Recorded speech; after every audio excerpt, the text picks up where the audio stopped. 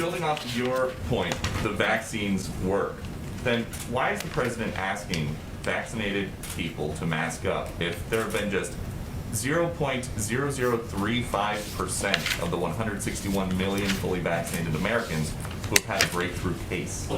Let me give you the facts about the Delta variant, and maybe this will help Peter. It spreads more than twice as easily from one person to another, and it's spreading rapidly. We are listening to the experts, the CDC guidance, and this is what they are telling us. If you live in an area that is highly contagious and that has high levels, you have to. They are saying they are, giving the guidance of wearing a mask to protect. It's based on data from people who got sick partying in Provincetown, Massachusetts. Has the White House seen any proof that COVID is spreading? Vaccinated people are spreading COVID. Who are not going to big parties? Here's what we know, and I'm just going to repeat again. We need to get people vaccinated. That is really the answer here. The president said yesterday it is still a question whether the federal government can mandate the whole country to get vaccinated. He said, I don't know that yet. Does that mean he has asked the Justice Department to see if it's legal to make everybody get a vaccine? So when he said that about the mandate across the country, I would encourage you to read his statement and make sure you read the contents of his remarks. So a national vaccine requirement is not under consideration at this time. That's where we are with that. But has he asked the Justice Department to see if it's even possible? I don't have any more to add to that. The White House or the president asked them to look at new restrictions, possible restrictions surrounding large group gatherings given the Delta variant transmission? Again, we follow the science and we listen to public health officials. That's how we move forward with this. The court ruling was more than a month ago, and you waited until this week to tell Congress that they needed to do, and you effectively jammed them 2 days before the board. We've been having conversations with Congress for some time about this. This is something that we have been working with them with some time about how do we move forward. On the eviction moratorium, you said that you've been working with Congress for some time now. Is there anything you can share in terms of who you've been talking with and when that started? Because Democratic leaders, quite frankly, seem pretty surprised that it's now their responsibility. Obviously, we know the Supreme Court decision has been out for a month. So what can you share in terms of that? I don't have specific meetings or conversations to share. Look, what I want to make really clear is that we're going to work with Congress to get this done because we understand the importance of the eviction moratorium. Any response to Congresswoman Ocasio-Cortez calling your handling of the situation reckless and irresponsible because the White House hasn't shown leadership? I disagree with the Congresswoman because, as I stated and I've laid out, from day one, we have been working on the emergency rental assistance. Why we needed to act on the Delta variant. I laid out but a lot of why. The answers we get is because they say so, without a lot of. Well, they're the experts. It's not just they. These are scientists. These are experts. I just said that. Hold on one second. I just said that Dr. Lewinsky said just recently. Hold on a second. I did have something that I wanted to share with all of you. If I can find it really quickly. Just give me a second.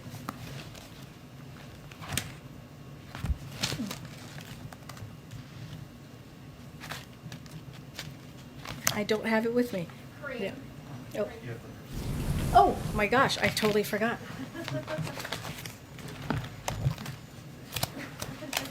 Oh my goodness, give me 1 second.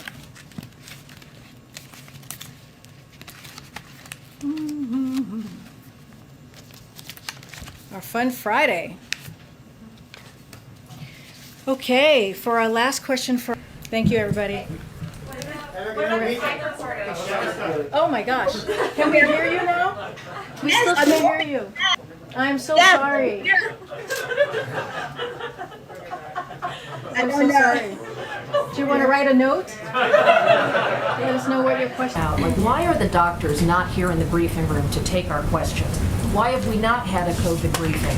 When we got some update from Dr. Walensky, that was a phone briefing, provides information, but the public is eager to know more about what the Delta variant can do. You know what, Kelly, I would argue that we had the President of the United States speak to this yesterday. He gave a more than 30-minute speech about where we are as a country. I mean, he is a trusted voice. He's the leader of our country.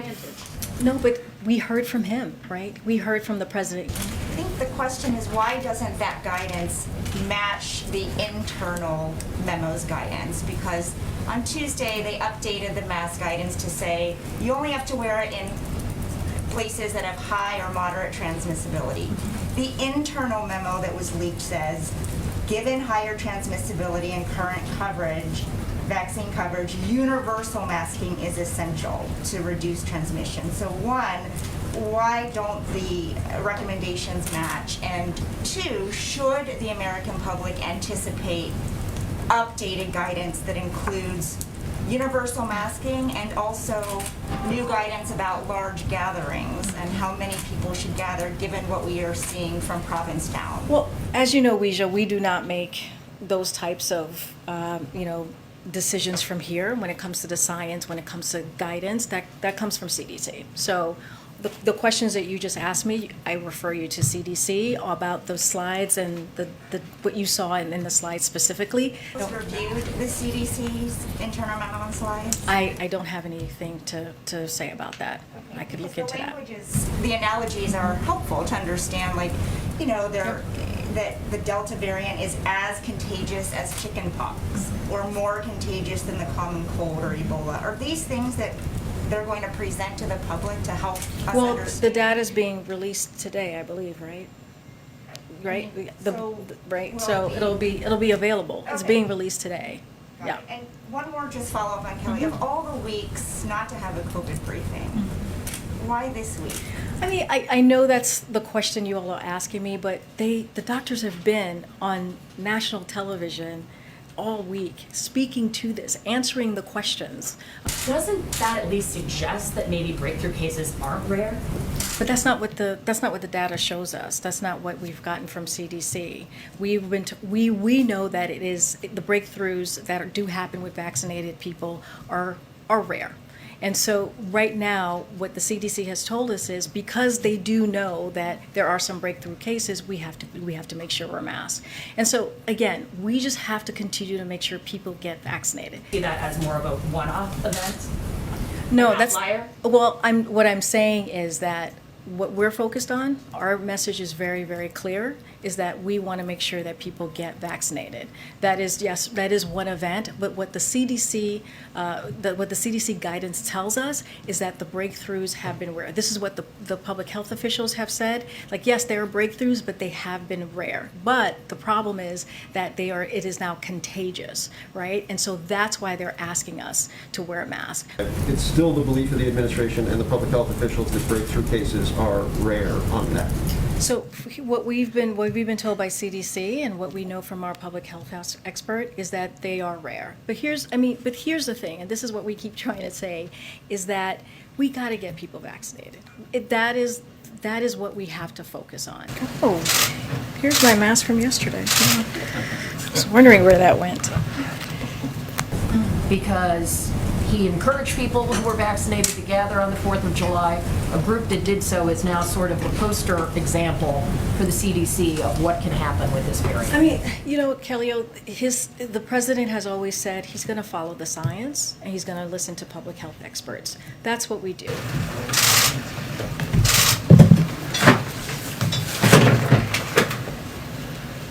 Oh, here's my mask from yesterday. I was wondering where that went.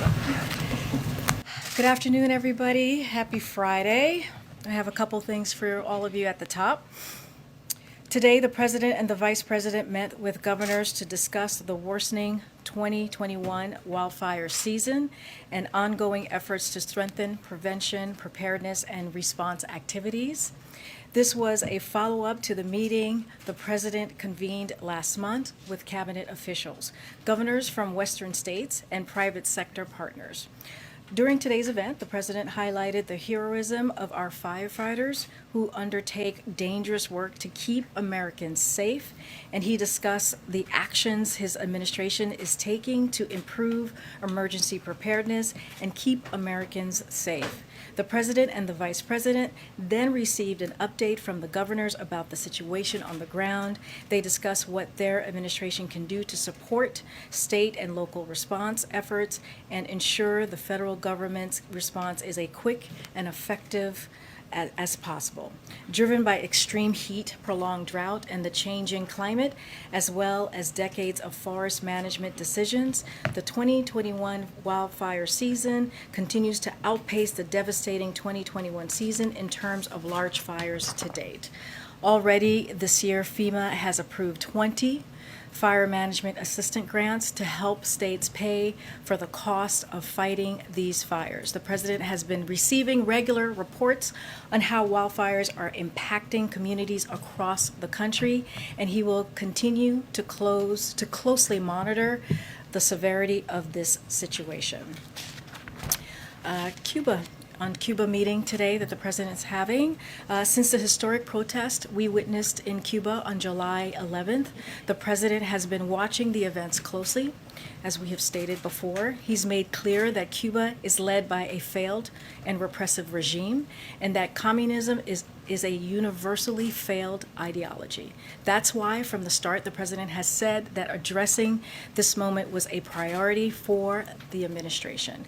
We have said many times that Cuban Americans are the best ambassadors for freedom and prosperity in Cuba. As part of that, today, the president will host Cuban American leaders at the White House to discuss the demonstrations and the administration's response. In addition, we also announced yesterday that the president is nominating Cuban American Frank Mora to be the next U.S. ambassador to the Organization of American States, a vital forum where we have and will continue to regularly urge the countries of the hemisphere to support the fundamental freedoms of the Cuban people. And I know you love these. This is our vaccination update. They're so great. We're always happy to share them with you. So today we recorded over 500,000 new shots in arms, the highest number since 1st of July. And the average number of people getting their first shots each day is up 30% over the past week alone. And this is the third week that states with the highest cases have the highest vaccination rates. Every day, Americans are making the choice to get vaccinated. This is an encouraging sign, but we need everyone across the country to have the conversation with someone they know who is unvaccinated about getting the shot. This is how we will stop the spread of the Delta variant and, as we all know, save lives.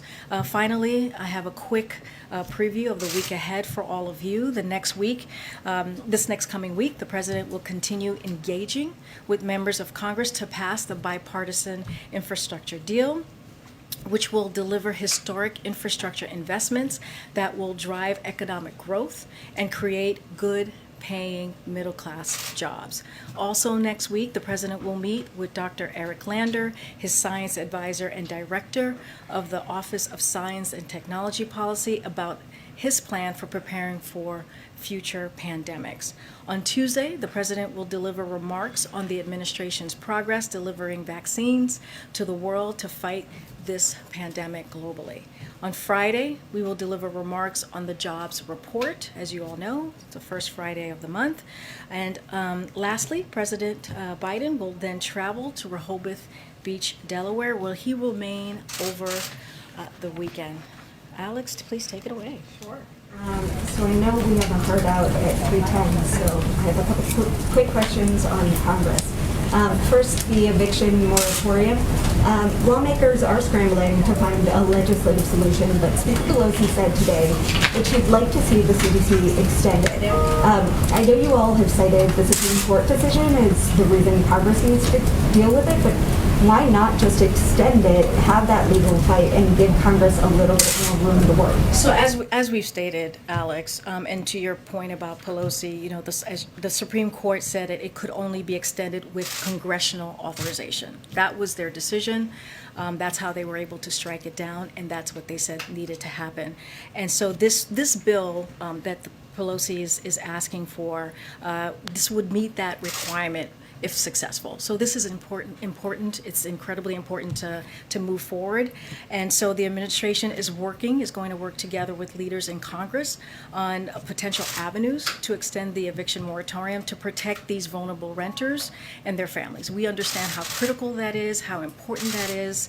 It has been a lifeline to so many Americans here. So this is a public health concern, as you can imagine, that we think should be supported by both Republicans and Democrats. So we support the Speaker's effort, and we will do everything that we can to move this forward. On voting rights, can you tell us any more information about how the president's meeting with Schumer and Pelosi on the sort of efforts around voting rights? Yeah, absolutely. Oh, go ahead. I'm so sorry. Go ahead. That was it? Okay. So, as you stated, the President and the Vice President are hosting Speaker Pelosi and Leader Schumer at the White House today, later this afternoon. And they're doing this because they want to make sure that they continue having the conversation on protecting the sacred right to vote, because it's such it's an incredible priority for them. The President and the Speaker, the Leader Schumer, are regularly in touch about this, but they wanted to have this meeting in person to talk about the next step. This is both personal to the President, as we've talked about many times,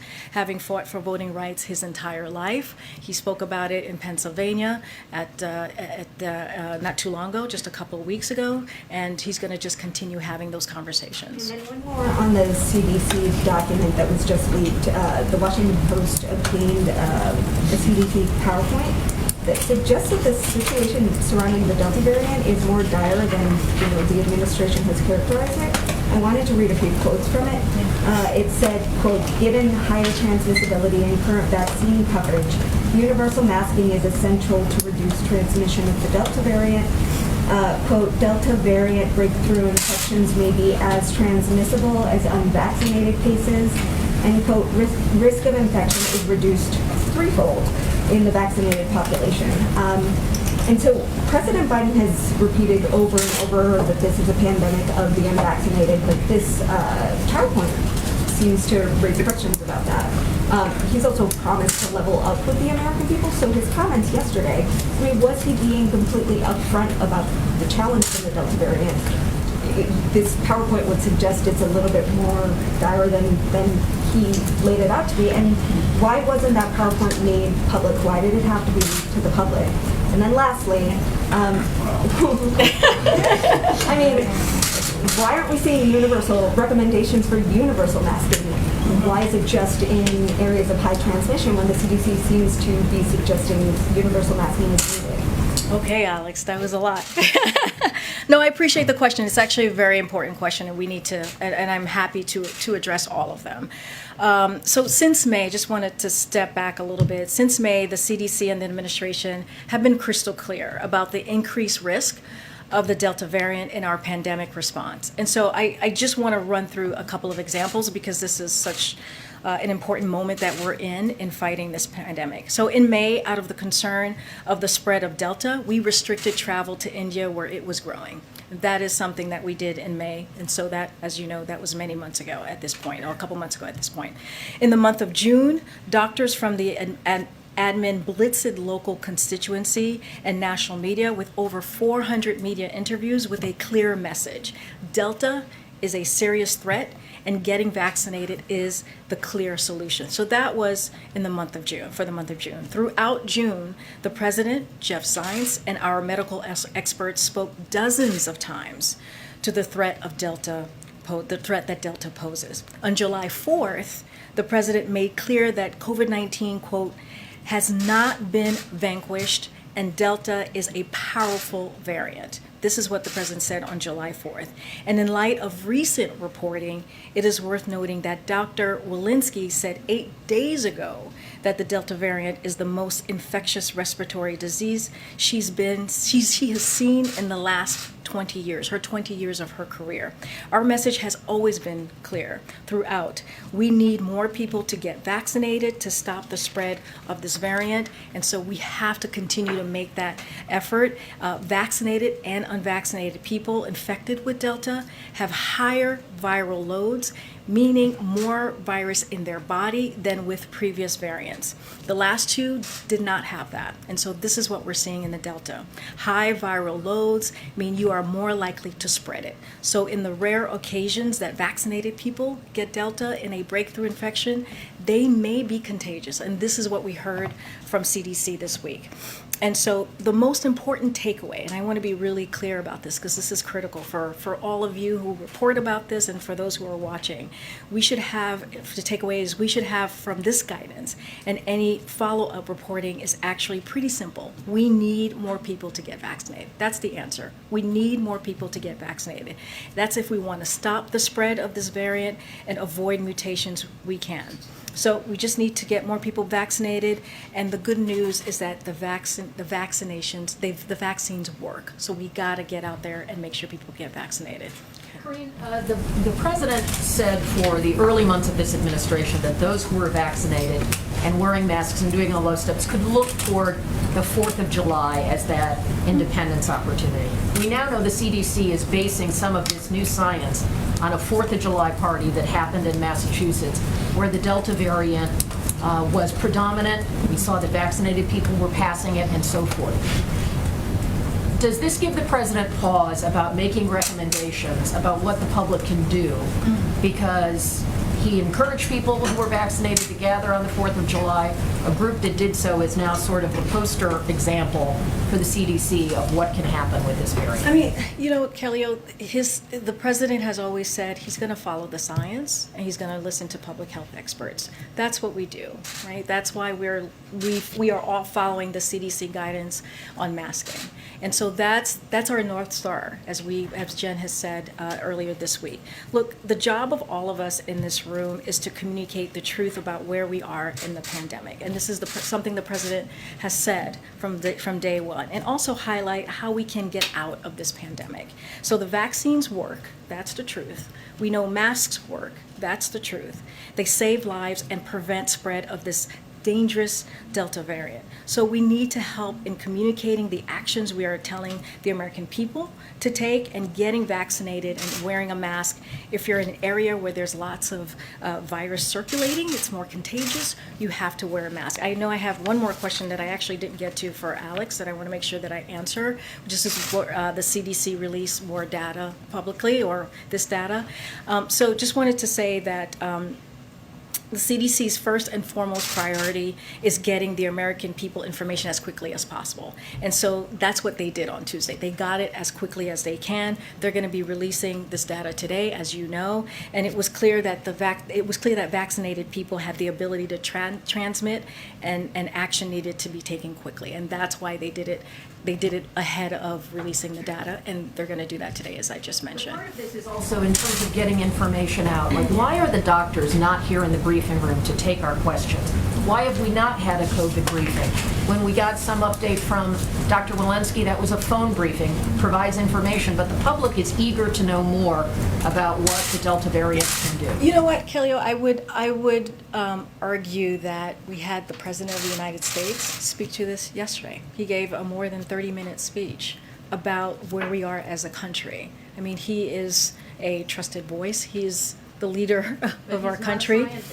No, but we heard from him, right? We heard from the president yesterday. We heard from the president about the Delta variant and vaccinations in general the day before yesterday when he was in Pennsylvania, when he was supposed to talk about Buy American, which he did, but he led off talking about the vaccinations. We have had our doctors on your networks, on many of the networks that are here, talking, probably all of them, talking about the Delta variant all throughout these last couple of days. So they have been out there, they have been talking about it, and yeah, we heard directly from Dr. Lewinsky herself.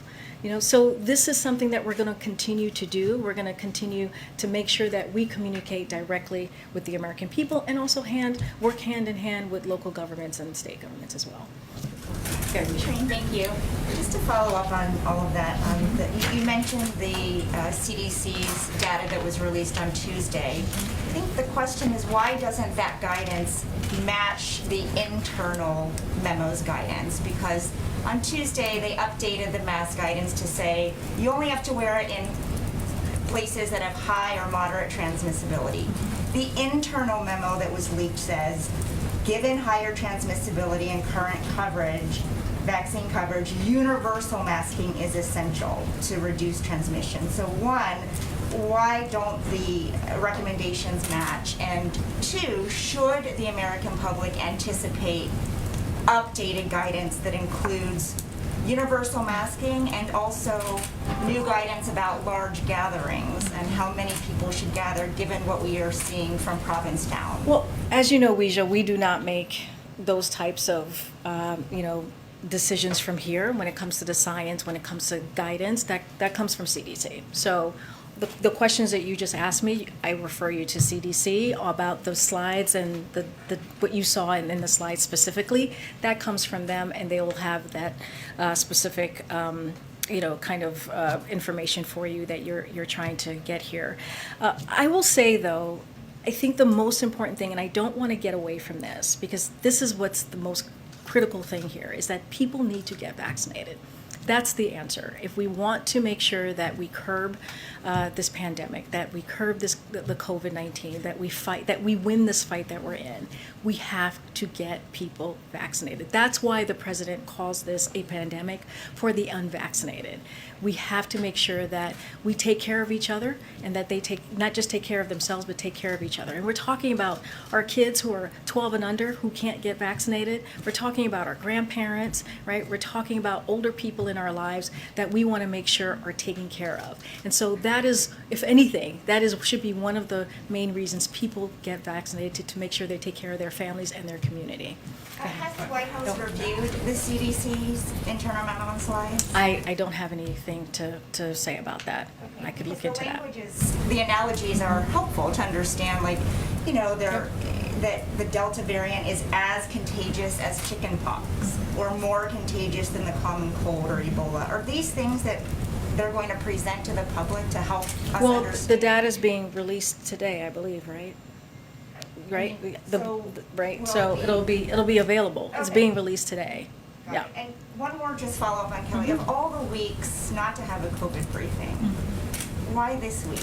I mean, I know that's the question you all are asking me, but the doctors have been on national television all week speaking to this, answering the questions on your networks. So they've been out there talking about. They're not hiding. They're actually having the conversations with anchors and hosts and answering the hard questions about the Delta variant, about the CDC masking. And so they've been out there. They're not hiding. They're actually speaking to this almost every day. And we heard from the President of the United States yesterday for more than 30-minute speech that many of you were in. So, Thank you. yeah, Peter. Thank you. Building off of your point, the vaccines work. Then why is the president asking vaccinated people to mask up if there have been just 0.0035% of the 161 million fully vaccinated Americans who have had a breakthrough case? Let me give you the facts about the Delta variant, and maybe this will help Peter. It spreads more than twice as easily from one person to another, and it's spreading rapidly. It is really just across the country, and that is just the fact. 2 months ago, only 1% of COVID in the U.S. were Delta. Now more than 80% are Delta. And so this is where we are today with this vaccine. And so we are listening to the experts, the CDC guidance, and this is what they are telling us. If you live in an area that is highly contagious and that has high levels, you have to, they are saying, they are giving the guidance of wearing a mask to protect yourself and to protect your community and your family. That is the guidance that we're getting. And some of the preliminary stuff we've seen from the CDC says this new guidance for vaccinated people to mask up is based on data from people who got sick partying in Provincetown, Massachusetts. Has the White House seen any proof that COVID is spreading, vaccinated people are spreading COVID who are not going to big parties? Here's what we know, and I'm just going to repeat again. We need to get people vaccinated. That is really the answer here. That is what we're seeing that's what we're hearing from CDC. That's what we're even seeing from these slides, is that people need to get vaccinated. That is how we fight the Delta variant. That is how we fight COVID. And then last one, the president said yesterday it is still a question whether the federal government can mandate the whole country to get vaccinated, he said, I don't know that yet. Does that mean he has asked the Justice Department to see if it's legal to make So- everybody get a vaccine? So when he said that about the mandate across the country, I would encourage you to read his statements and make sure you read the contents of his remarks. So a national vaccine requirement is not under consideration at this time. That's where we are with that. But has he asked the Justice Department to see if it's even possible? I don't have any more to add to that. Okay. A lot of questions, obviously, about the super spreader event in Provincetown. More than 800 cases, but 74% of people there fully vaccinated. So doesn't that at least suggest that maybe breakthrough cases aren't rare? But that's not what the data shows us. That's not what we've gotten from CDC. We know that it is the breakthroughs that do happen with vaccinated people are rare. And so right now, what the CDC has told us is because they do know that there are some breakthrough cases, we have to make sure we're masked. And so again, we just have to continue to make sure people get vaccinated. That is the answer. That's how we got to move forward. And that's what we're focused on here at the White House. So we're supposed to see that as more of a one-off event? No, An that's outlier? well. What I'm saying is that what we're focused on, our message is very, very clear, is that we want to make sure that people get vaccinated.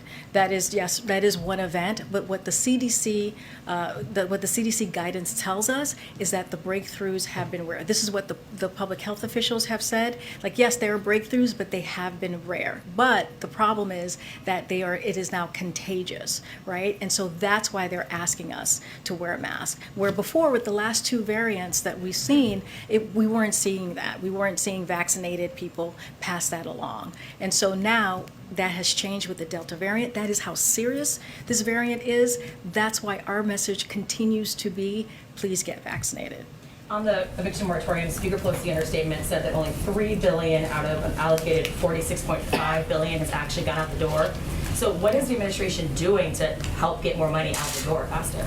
Yeah, so that's a good question because that shouldn't be happening, right? We are aware that the monies are taking some time to get to some time from, it's already out in the States, some time getting to where the folks who really need it, the renters and lawmakers. So what we have done these past couple of days is we made an announcement last week that $1.5 billion of that ERA went out in the month of June, and that was the most that we saw in the last 5 months. And so we continue to work to make sure that people are being made aware that this is in existence. Look, this shouldn't be happening. States should be making sure that these monies are getting out as quickly as possible. And so just this week we had a day of action to promote the availability of the rental assistance, which reached tens of millions of Americans. Last week, the Treasury released new data, which I just mentioned with the $1.5 billion. And then, so what we know is that these funds can continue to be dispersed to renters and landlords until 2025. And so these emergency rental assistance are so critical, they're so important. And so we're making sure that we continue to work with local governments to get that out. Yes, I think people are applying. We've heard tens of thousands of people have applied. Yeah. They're just waiting for the funds to be dispersed. Yeah, I hear you, and that's why we're encouraging the states to get that out as soon as possible. They have it. They need to get that out. Yeah, gotcha. Karine, given the seriousness of the Delta variant, are there conversations in the White House or between the White House and its scientific advisors about more lockdowns, partial lockdowns, or anything along those lines? So that is something that, I know this was asked to me yesterday. The way we see this is that we have the tools in our tool belt to fight this variant, to fight this vaccine. And we are not going to head towards a lockdown. We want to make sure that we're doing everything that we can because after passing the historic rescue plan, we have the resources to make sure that doesn't happen. So our role, again, is to make sure that we get people vaccinated as quickly as possible. Look, these vaccines are free. They're easy to get. They've never been easier to get vaccinated. So that is the number one thing that we're trying to do, is making that happen. We have the resources to do that. That's what we've been able to do this past 6 months. We've been able to get more than 160 million people fully vaccinated. 80% of that are are people who are over the age of 65. And so that's what we're going to continue to do. And so our goal is to make sure that we are not headed towards that. That is not going to be the direction that we take, because we have the tools to prevent that. You said yesterday that the federal new requirements for federal workers could be an example for other employers. Can you just explain, will federal employees' data be collected when they submit their vaccination status, and will the federal government be paying for the tests that they take if they do not attest to being vaccinated? So the agencies will pay for the cost of regular federal employee screening tests. So that's how that's going to move forward. And they're going to implement, the agencies are going to be implementing this program themselves. So they'll be in charge of that, how that moves forward. And so that's kind of how that's going to be dispersed, the program. Just on another topic, lastly, the New York Times is reporting and others that President Trump pressed the Justice Department last year to declare falsely that the election was corrupt. Do you have a reaction to that? And would your Justice Department, the Biden Justice Department, do anything about that? So President Biden has been clear that he believes it is absolutely vital to have a Department of Justice that is free from undue political influence, and these revelations underscore why that's important. Yeah. Go ahead, Phil. Thanks, Karine. Just to follow up on Mary Alice's question, her number, at least percentage-wise, was right from the CDC study. It says about 74% of 346 cases had been fully vaccinated in that cluster. So just to clarify, it's still the belief of the administration and the public health officials that breakthrough cases are rare on that. So what we've been told by CDC and what we know from our public health expert is that they are rare. But here's the thing, and this is what we keep trying to say, is that we got to get people vaccinated. That is what we have to focus on. That is why we're seeing the Delta variant, and so that is what we're working on as an administration. That's what the president talked about. He talked about incentives. He talked about ways to do this in a more robust way, and this is the way we're going to be focused on, is making sure people get vaccinated. So that actually, that was my follow-up, Yep. which is, it's very clear that those who are vaccinated see fewer symptoms, hospitalizations, death. There's no question about it when you look at the data. How concerned are you guys that people see a headline like that about breakthrough cases, or a headline from the slides about transmissibility, and it undercuts your efforts to say vaccination is the answer, vaccination is the solution? Well, I just talked about what we've seen the last couple of days, the rise in numbers of people getting vaccinated. And so, if anything, we're seeing people are out there who are unvaccinated clearly getting vaccinated. And so that's critical, that's important. The numbers and the data shows that. And so that's what we're going to continue to do, is making sure that people continue to get vaccinated. We were all being tested every single day. At a certain point, we were not being tested. I'm curious what the current status of White House staff testing is, and whether, given this news about transmission, there are plans to ramp up that testing. So we're going to continue to follow the guidance that's been let out, that's been handed, and so all of that is going to be determined. Our testing is going to be determined by the White House Medical Unit. We continue to get tested here. The staff does. So does the president, and so that's what we're going to. That's how we're going to continue to move So forward. when you say guidance, is that I think the current guidance is only if there are symptoms. If you're vaccinated, is that the current status? Yeah, but we've also have stated in the past, like when a staffer's around the president, they get tested, and because we're around the President of the United States, we get tested pretty regularly. That's something that we have shared in the past. There's nothing new there, and we're going to continue to follow what the White House Medical Unit entails for us to do as staff and for the president. On the eviction moratorium, why did the White House wait until yesterday to publicly inform Congress that it was them who needed to extend it legislatively? So let me just first say about the eviction moratorium, because this is, I think, really important. We know that this has a disproportionate effect on those Americans both most likely to face evictions and lacking vaccinations. And President Biden would have strongly supported a decision by the CDC to further extend this eviction moratorium to protect renters at this moment of heightened vulnerability. But like we've all said today, unfortunately, the Supreme Court has made clear that this option is no longer available. So the Supreme Court's ruling stated that clear and specific congressional authorization would be necessary for the CDC to extend the moratorium through July.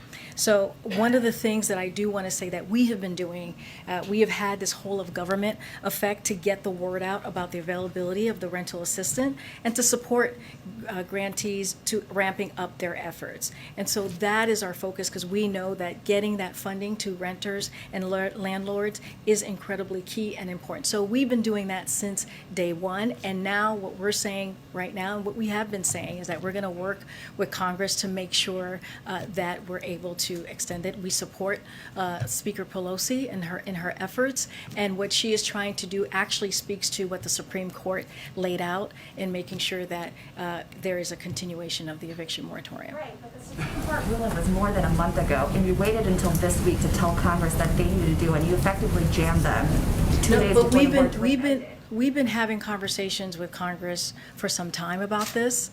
This is something that we have been working with them with some time about how do we move forward. And so we're going to continue to do that. And we appreciate Speaker Pelosi's efforts, and we're going to work closely with her on getting that done. And again, from day one, this administration has been working to make sure that we really take care of the most vulnerable in this country who's been affected by COVID-19. There was some confusion over military service members being mandated to get the vaccine. The President said yesterday it was all about timing and recommended the DoD study it. The DoD later put their own statement out.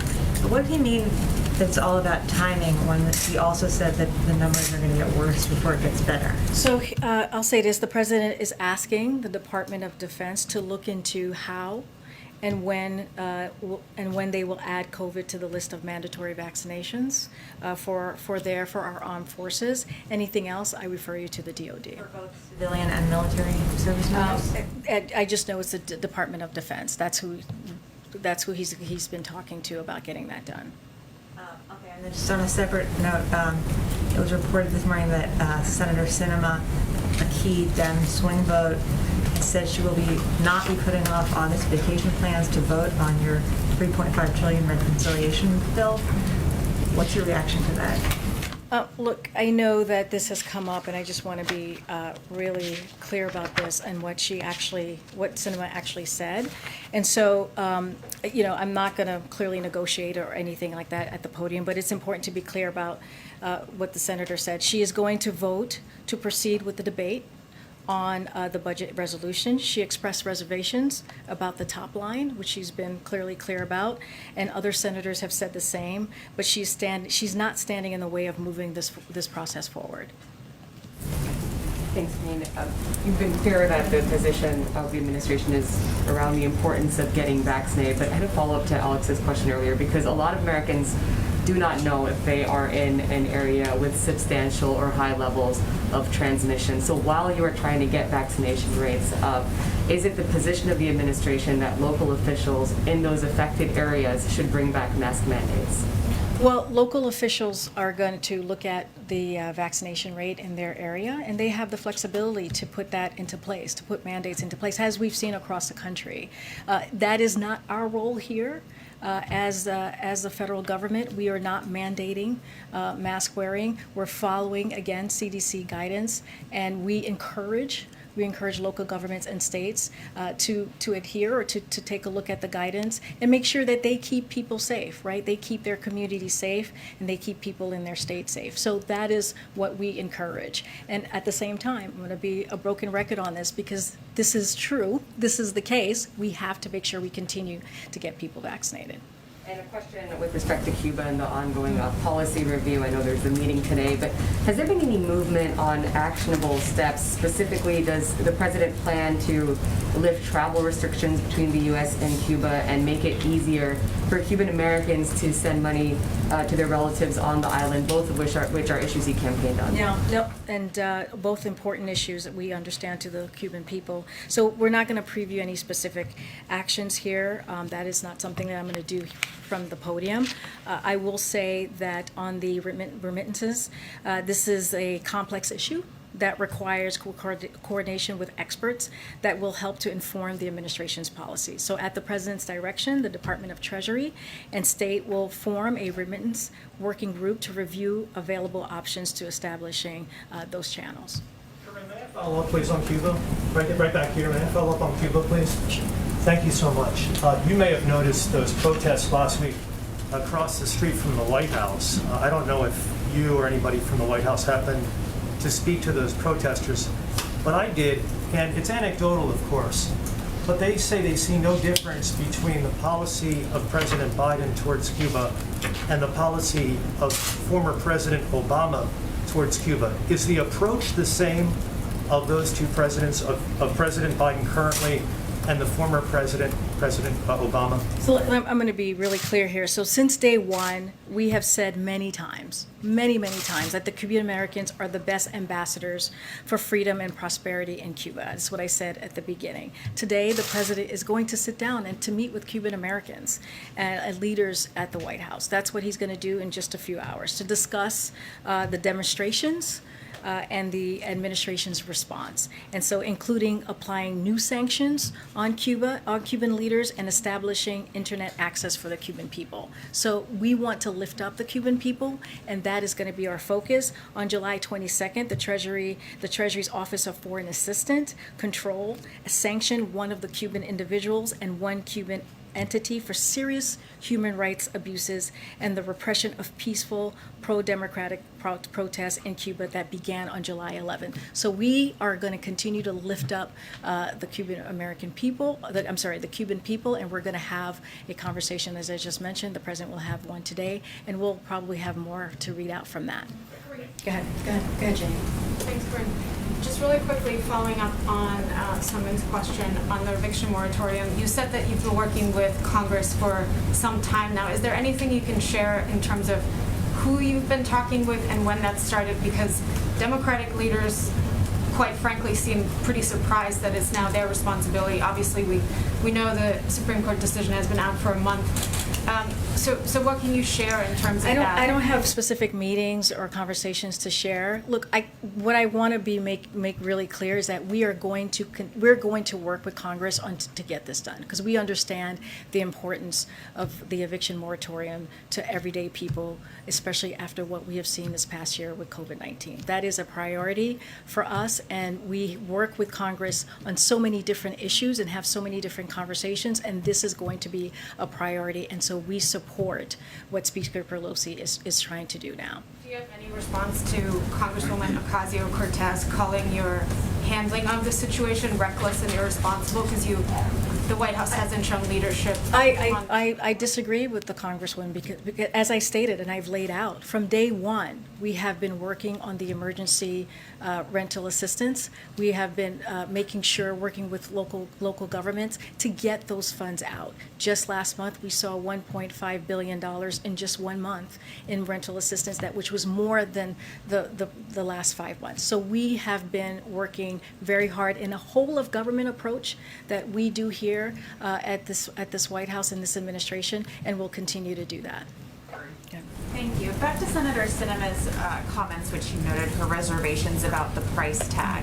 Do White House negotiators and the president support Senate Democrats scaling back the reconciliation deal? Look, this is a process that we're going through. This is a negotiation process. We're going to continue to engage congressional members on the Hill when it comes to reconciliation, and also clearly the bipartisan infrastructure deal. So I'm not going to stand here and try to negotiate from the podium. I'm going to let congressional members do that. We'll work closely with them. We understand this how incredibly critical this is. This is part of the Build Back Better plan that the president has put forward, his economic policy for this country, and he is all in on this. He brought people here, right, to work with both sides of the aisles to bring this bipartisan deal on the hard infrastructure, and we're going to continue as well with the whole Build Back Better plan. And back to COVID, I know you said it's up to the CDC and health officials to lead on new recommendations, but has the White House or the president asked them to look at new restrictions, possible restrictions surrounding large group gatherings given the Delta variant transmission? Again, we follow the science and we listen to public health officials. That's how we move forward with this. Speaking of the science, Karine. Hi, switching topics. The Biden administration earlier this week laid out their plan on addressing root causes in Central America, including combating corruption in the region. It comes days after Guatemala's special prosecutor against impunity was fired. The State Department has suspended cooperation with Guatemala's Attorney General. So I guess how does this affect the White House's work in the region? And does this cause any setbacks?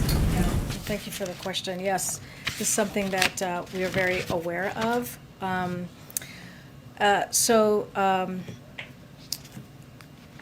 The situation in Guatemala. Look, it's important to us to make sure that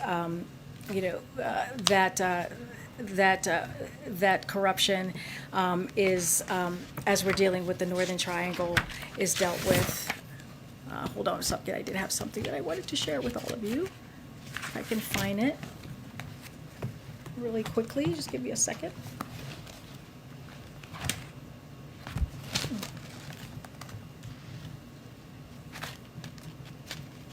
I don't have it with me. But it's something that we're aware of, and as you can imagine, as we're dealing with the Northern Triangle, as you just stated, it's critical and important that when we're dealing with these countries and talking about how we're going to help them with the root causes, that corruption, is something that doesn't affect the process that we're trying to make. And when we do deal with the Northern Triangle countries, it's not giving money directly to the government. It's working as well with the organizations on the ground. So that is also critical and important. And so we're going to keep an eye on that. We're going to stay focused on that as well. And we should have more to share on the Guatemala situation. Yeah. Oh my gosh, I totally forgot.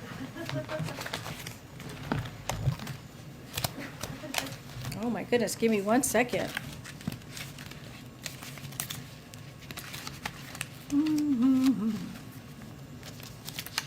Our Fun Friday. Okay, for our last question for our Fun Friday Zoom, reporter hailing from Black Information Network, Vanessa. Hey, Vanessa Tyler, how are you? Hi, Karine. Thank you so much for taking my question. Oh, we cannot hear you. Can you hear me? Can't hear you, Vanessa. Can you hear me? Hello? I know. There are pets questions in the room, for sure. Hi, can you hear me now? How do you test that is the Delta variant, that COVID is the Delta variant? Hello? I don't understand the question. How do you test when that is the Delta strain in an area when people just test whether they're COVID positive? Well, we don't test it. We listen to public health and scientists, and they tell us that it's the Delta variant. Hello? I don't even understand. Why would they explain? Explain their process of how they're determining it's the Delta variant.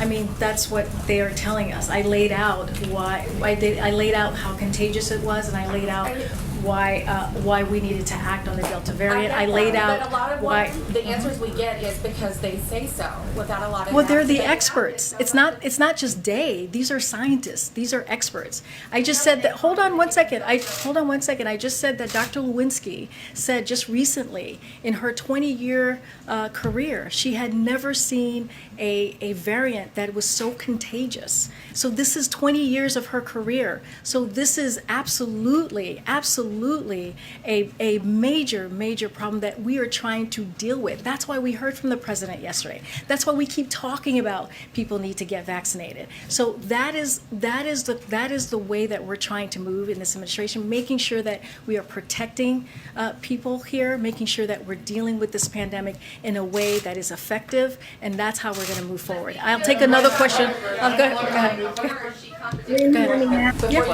ahead, Eugene. Go ahead, Eugene.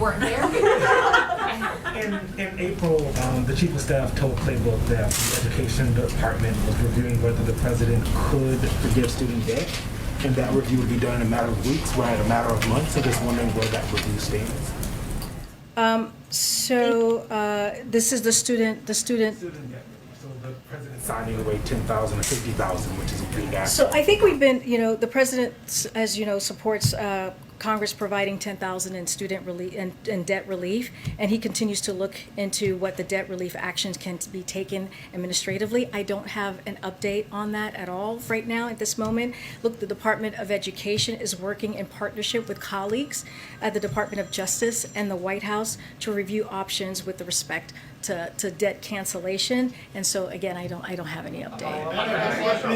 Okay. We're gonna have to wrap up. We're gonna have to wrap up, guys. We're gonna have to wrap up. Thank you so much.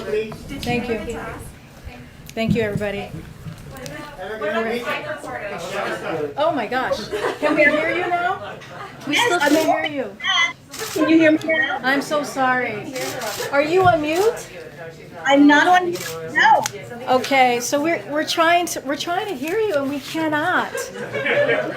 Vanessa, I'm so sorry. I'm so sorry. Do you want to write a note? Let us know what your questions is. All right. All right, Vanessa, we'll try next Friday. Okay. Okay. We can play it on the laptop probably. Yeah, next Friday will be fine. I can hear you. Though. I can hear you perfectly. I can hear you, and then I'm understanding. All right, guys. Vanessa, we'll see you. We'll try and do it next week. Thanks.